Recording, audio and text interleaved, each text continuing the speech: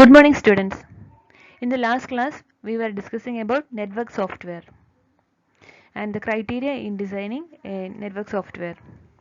So we were going through protocol hierarchies, design issues of layers, connection-oriented and connectionless services, service primitives, and the relationship of services to protocols. And we were discussing in detail the protocol hierarchies, that is the layers and protocols. And in the last section, we were discussing how a message M generated by layer 5 of source machine is transmitted into layer 5 of the destination machine. And we will discuss that once again, and we will see what is encapsulation and decapsulation.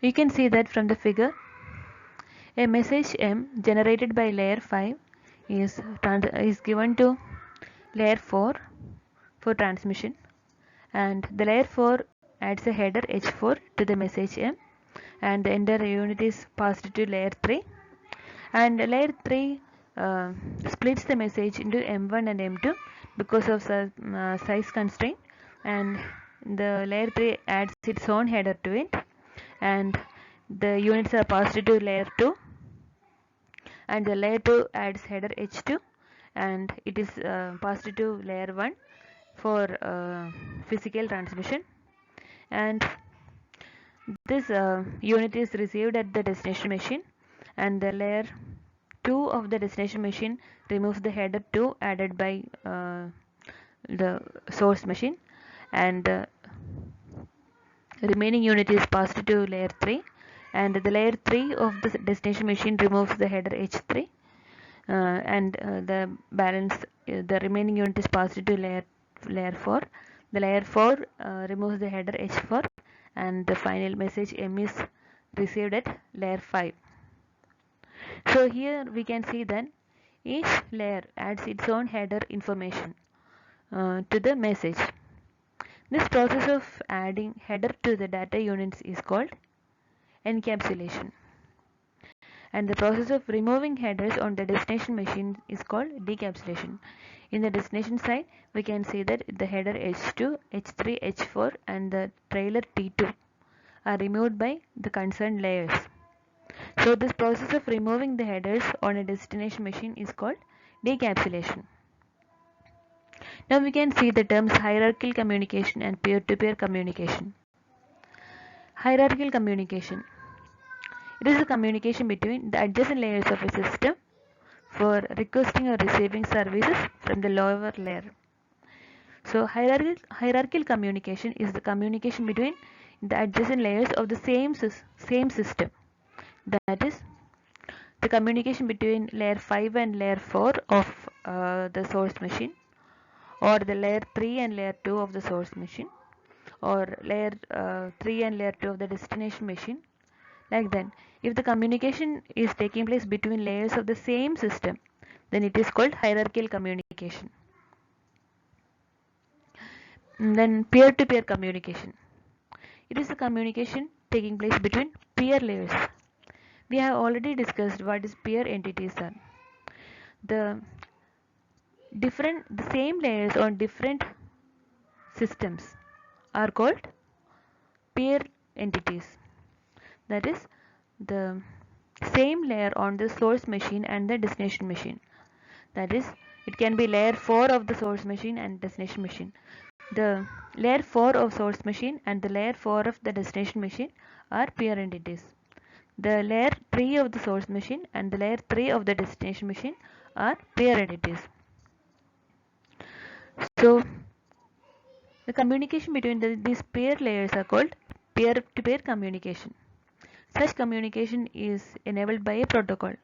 In the figure you can see that between layer 5 and layer 5 of the source machine and the destination machine, there is a layer 5 protocol. So this protocol exists between the layer 5 of the source machine and the layer 5 of the destination machine. So the peer-to-peer communication, that is the communication between the layer 5 of source machine and the layer 5 of the destination machine, is enabled by layer 5 protocol, and the layer 4 of the source machine and the layer 4 of the destination machine communication is enabled by layer 4 protocol.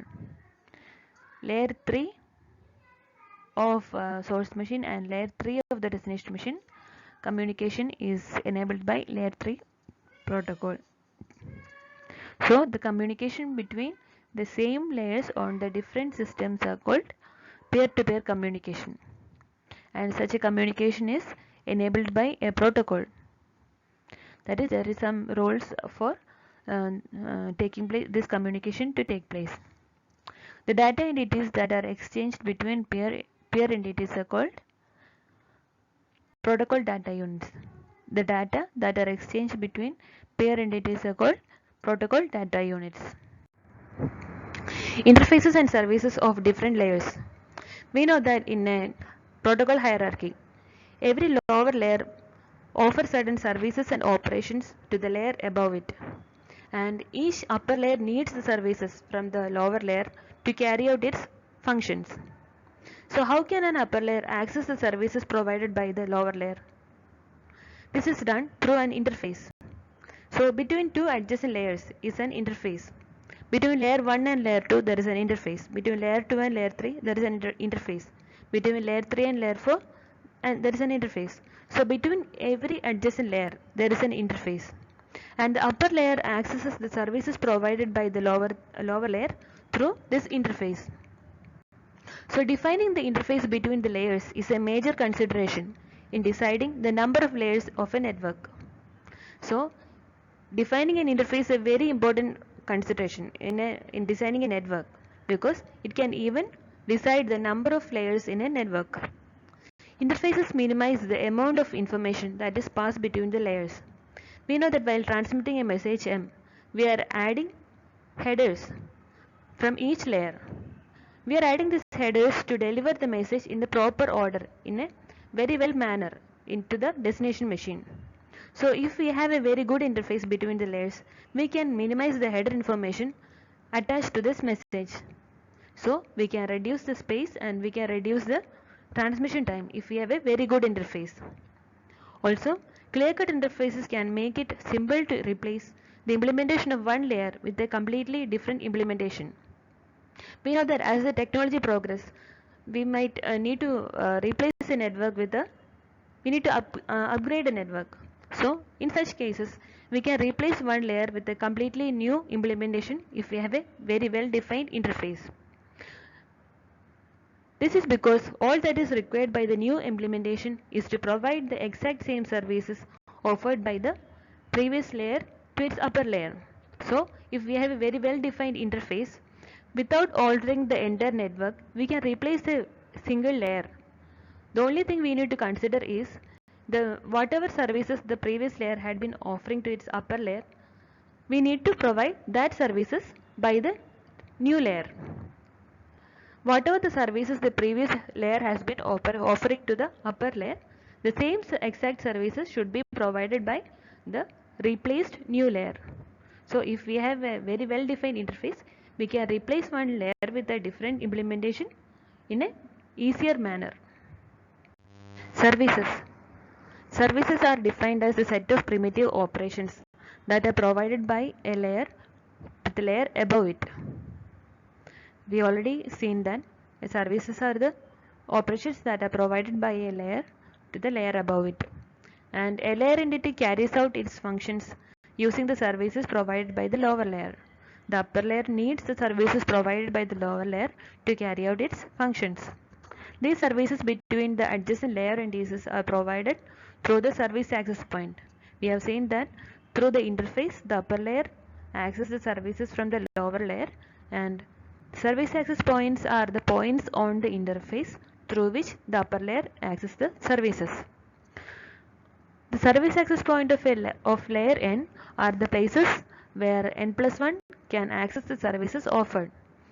Layer n+1 is the upper layer and layer n is the lower layer. So layer n+1 can access the services offered by the layer n through the service access point, and each interface can have multiple service access points, and each service access point has a unique address that identifies it. In order for two layers to exchange information, there has to be an agreed upon set of rules about the interface. So, like in peer entities, we know that there is a protocol for exchanging information. That is, between the source machine and destination machine, the peer layers can transfer information using protocol. Similarly, between two adjacent layers on the same machine, there is some set of rules to transfer the data through the interface. At a typical interface, the layer n plus 1 entity passes an IDU to the layer n through service access point. So the layer n plus 1 passes an IDU. IDU is interface data unit to the layer n through service access point. The layer n plus 1 passes the the information passed by layer n plus 1 to the layer n through service access point is called interface data unit. And the interface data unit has two parts. One is service data unit and control information. The IDU has two parts, the data and control information. The data is service data unit and the control information is ICI, interface control information. So SDU is the information that passes across the network to the peer entity and then up to the peer layer. So service data unit is the data that passes across the network and which is delivered at the peer layer, that is the destination. And ICI is the control information. Then the control information is needed to help the lower layer to do its job. So ICI is for does not contain the data. It is the control information for delivering the message at the destination. Now we will see the second criteria in designing a network software, that is the design issue for the layers. The first is addressing. Each layer should have some mechanism for identifying the sender or the receiver. We know that in a network there will be multiple devices connected. There will be many computers connected in a network, and these devices will be communicating with each other. So there should be some mechanism for identifying the sender and the receiver to deliver the messages to the correct destination. So there will be multiple destinations, and we need to identify the sender and the receiver, and we need to deliver the messages in the correct destination. So there should be some provision for addressing each device to identify the sender and the receiver. Rules for data transfer. The protocol should determine the direction of the data transfer between two connected devices. The protocol should specify the direction of the data transfer between two devices in a network. That is, it can be simplex, half duplex or full duplex. We are familiar with these terms. Simplex means the data transfer taking place only in one direction. Half duplex means the data transfer is taking place in both directions, but in one direction at a time. At one time, the data transfer can take place only in one direction, and once it is completed, the device can initiate the data transfer in the other direction. Then full duplex communication. Here the data transfer is taking place in both directions and it can occur at the same time. Also, the protocol should determine the number of logical channels and their priorities. The protocol should decide the number of logical channels in a network and need to prioritize these logical channels.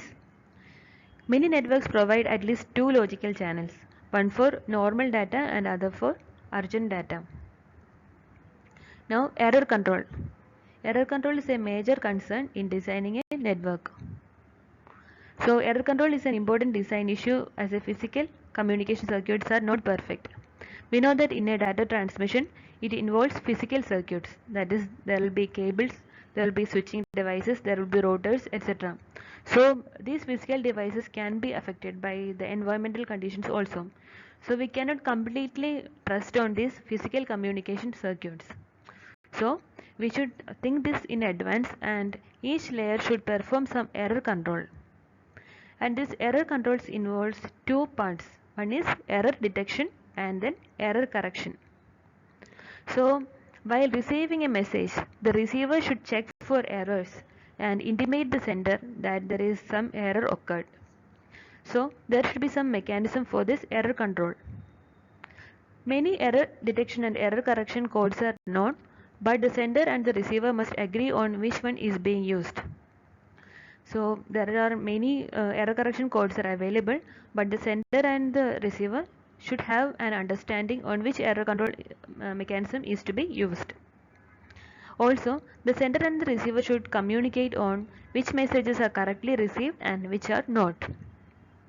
The receiver should have some method to tell the sender the message is received correctly or not. The receiver should intimate the sender the messages are received either correctly or with error. The receiver should send a positive acknowledgement when the data is received correctly, and should send a negative acknowledgement when the data received is having error. The sender should resend the data until the correct data is received at the destination. Flow control. This is another major concern in designing a network layer. Flow control means to control the speed of data transmission. And this situation arises when the sender sends the data at a speed that cannot be processed by the receiver. The fast sender should not swamp the slow receiver with the data. The sender should not overload the receiver with data. The result will be the loss of data at the receiver. The solution is that we should provide some mechanism. There should be some feedback mechanism from the receiver to the sender, either directly or indirectly, about the receiver's current situation. So there should be some feedback mechanism to intimate the sender that the receiver is overloaded or not. Or there should be an agreed on transmission rate between the sender and receiver. Or there should be some agreed upon transmission rate at which the sender is sending the data, and at the same rate the receiver can receive the data without any overloading. Another concern is avoid the loss of sequencing. All the communication channels cannot preserve the order in which the message is sent on them. We know that at the source the message will be divided into small units called packets, and this will be transmitted over the communication channel. But the receiver might not be receiving these packets in the same order at which it was forwarded by the sender. There will be a loss of sequencing. So all the packets of data should be numbered, and these should be arranged in the correct order at the receiver side while delivering the message. The sixth point is ability to receive long messages. Some processors are not able to receive arbitrarily long messages.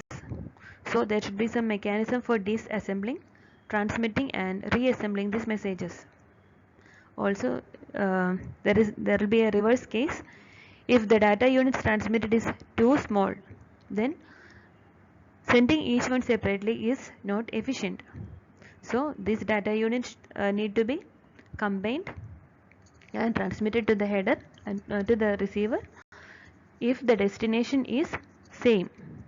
If all the small data units are to be transmitted to the same receiver, then we can transmit them together. Now, to use multiplexing and demultiplexing. It is inconvenient or expensive to set up separate connection for each pair of communicating process. There will be multiple messages to be transmitted. That is, multiple independent messages to be transmitted between a pair of communicating device. So for each communication, it would be inconvenient or expensive to set up separate connections between the same devices. So in such cases, a layer must decide to use some same connection for multiple unrelated conversations. The communication is taking place between same devices, but the messages are not related. The messages are independent from each other. So the layer can decide whether it can use the same connection which is already established between a pair of communicating devices. The concept of carrying multiple conversations on the same connection is called multiplexing. So the different unrelated messages are transmitted over the same line, between the sender and the receiver. This is called multiplexing, and the process of separating these conversations is called demultiplexing, and the multiplexing is done in the physical layer. Another design issue for layer is routing. Between the sender and the receiver, there will be multiple paths available in a network. So the route in which the data is to be transmitted, which route to select for transmitting the data between the sender and receiver, this decision is taken by the layers. This routing decision can be taken by 2 or more layers.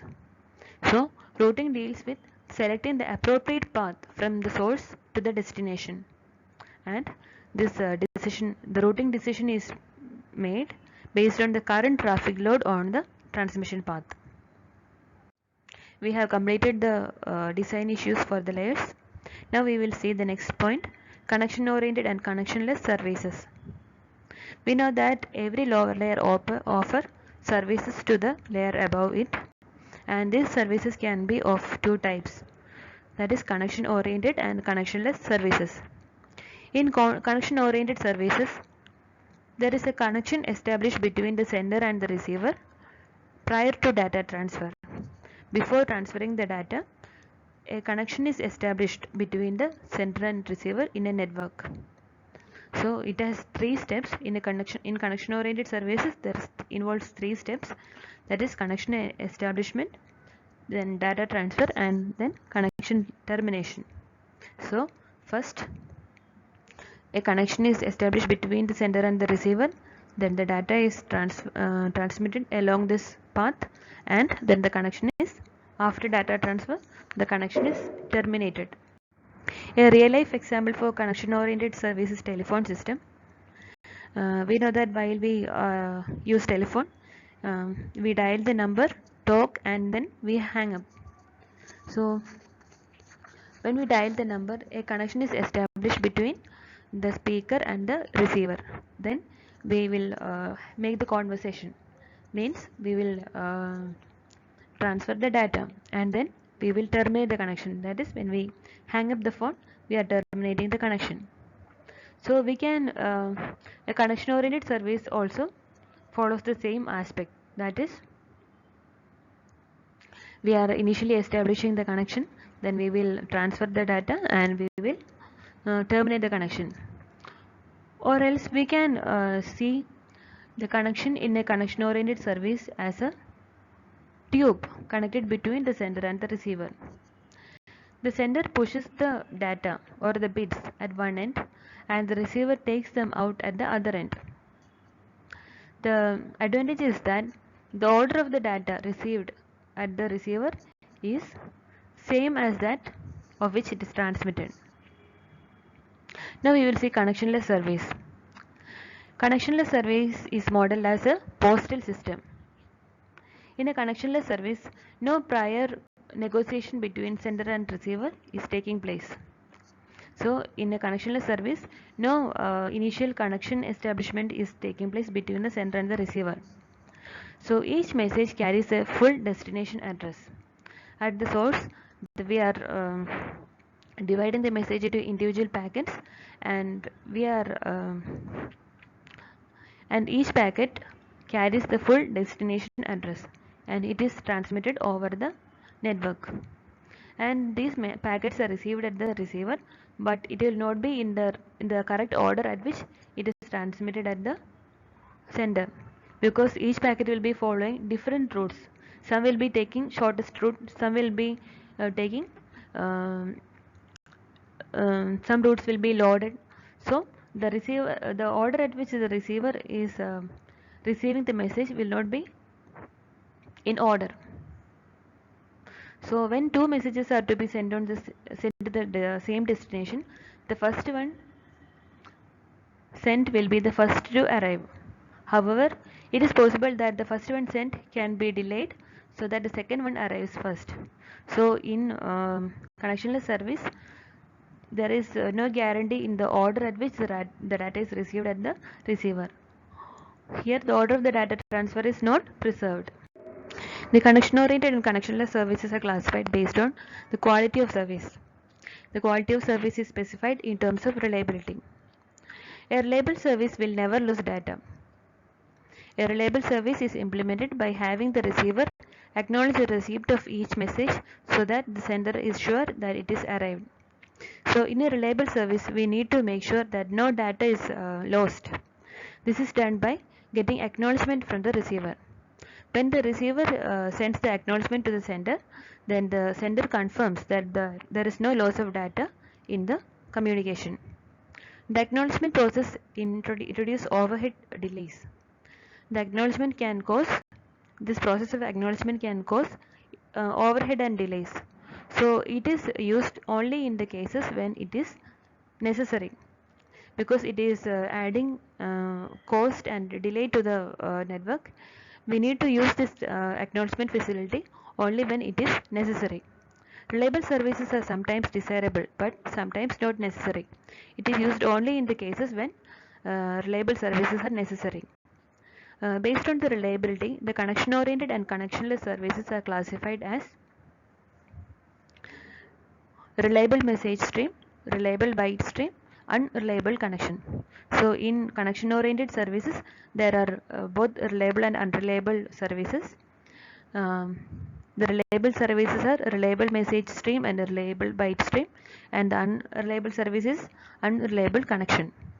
And in connectionless service also there is reliable and unreliable services. In connectionless service, unreliable datagram is a unreliable service. Acknowledged datagram and request reply is a reliable service.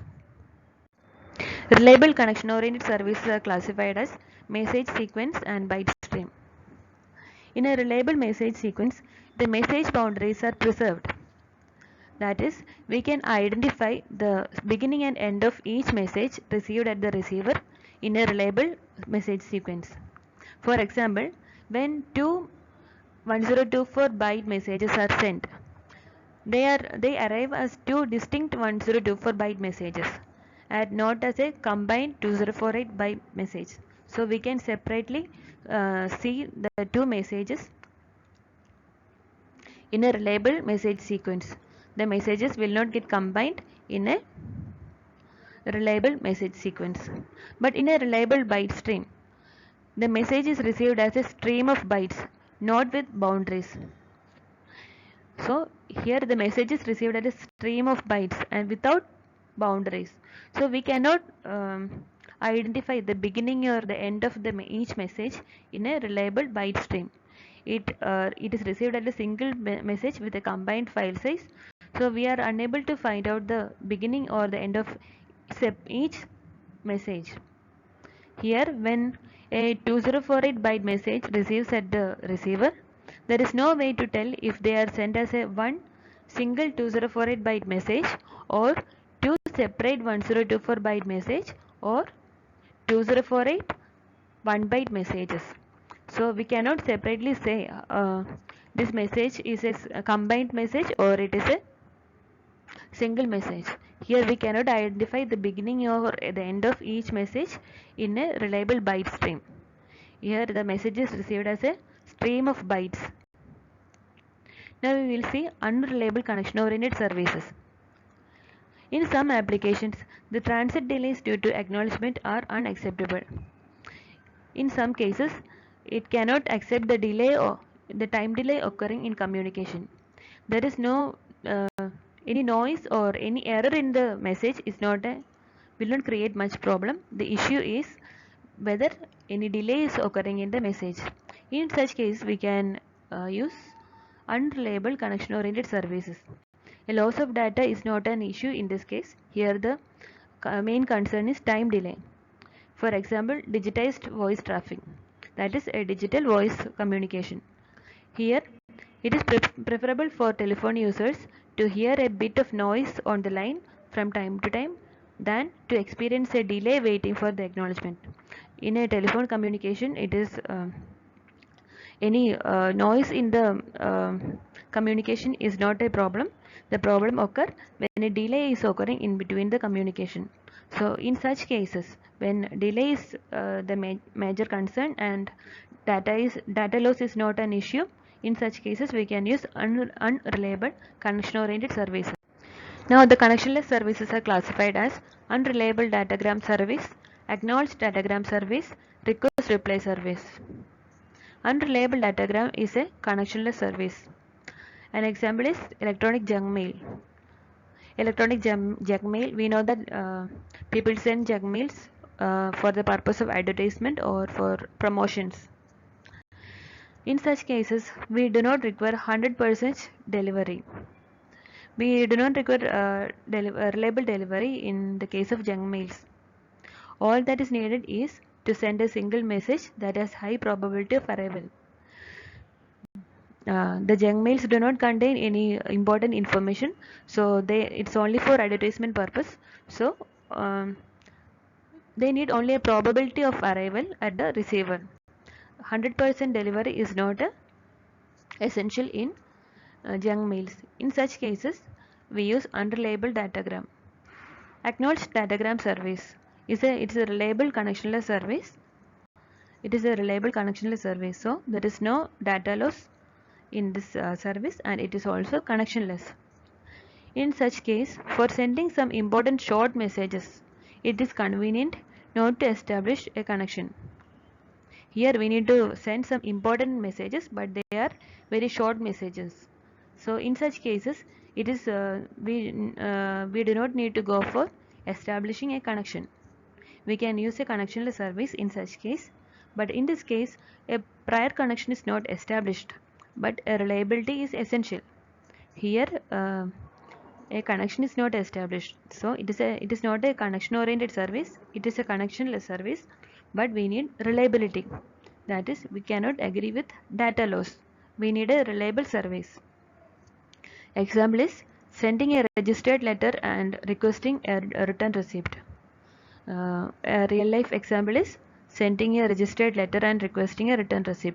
So the message is to be delivered and we need a acknowledgement. The third case is a request reply service. Here the sender transmits single datagram containing a request. The reply contains the answer. The sender is sending a data and it gets a reply. This type of service is implemented in client-server model. The client issues a request and the server responds to it. This kind of service is implemented as a client-server model. The client issues a request and the sender responds to it. Now we have completed connection-oriented and connectionless services. Thank you.